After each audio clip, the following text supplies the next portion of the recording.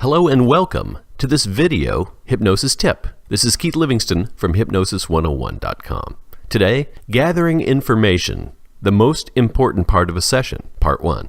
How do we know what to look for in a session? The most popular page on my website, other than the home page, is a page about hypnotic scripts. Now, I don't recommend professionals use scripts. Scripts are merely a guess at what any individual client's motivations, needs, and criteria are. And guessing is not as good as knowing. So why do people want scripts? Well, 2 reasons. 1, because they don't know what to say. And why don't they know what to say? Well, because they don't have a good model for gathering information from clients. And number 2, because their thinking is issue-based rather than structure-based. That's a mistake in my opinion.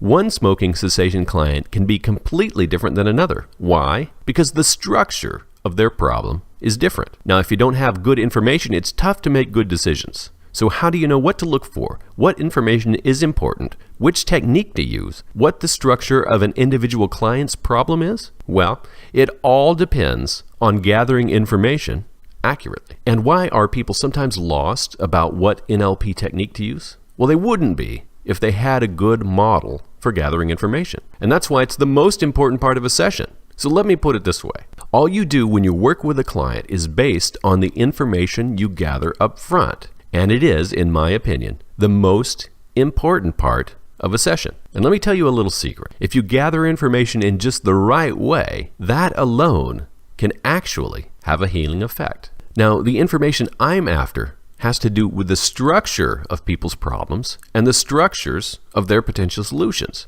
Now, what do I mean by structure? Have you ever tried to untie a tangled string or rope? It's a problem. And if you're smart, you'll orient towards learning how the knot is structured. You can pull various areas and see what moves. You can look at it carefully to see which loop goes where. You can turn it this way or that to get a different perspective. You're looking for the structure of the knot. If you better understand the structure of the knot, you can better understand how to untie it. Well, people's problems can be looked at the same way. Their problems and their solutions have a structure. If you learn about their particular structure, you can learn to dissolve the problem. One thing that probably won't get you much useful information is asking how the knot or problem formed in the first place. If you ask for that, you'll probably get the story of how the knot or the problem was formed. So what makes up the structure of a problem or a solution? Well, context, behaviors, internal representations and states, beliefs, and criteria. Let's take a look at those one by one.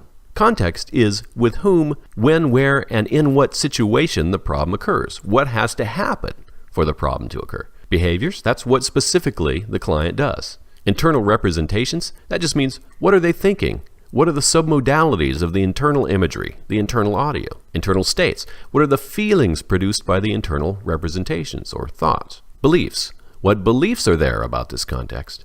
And criteria, what's important about it? Get the answers to those questions for both the problem and a potential solution, and you'll have a much better idea of how both are structured and a better chance of untying the problem knot and helping install a solution. Now in part 2, I'll give examples of information gathered in this process and go deeper into how it's useful. Now, if you'd like more information on NLP and hypnosis, head on over to hypnosis101.com or follow the link below this video and sign up for my NLP and hypnosis newsletter. See you soon. Bye-bye for now.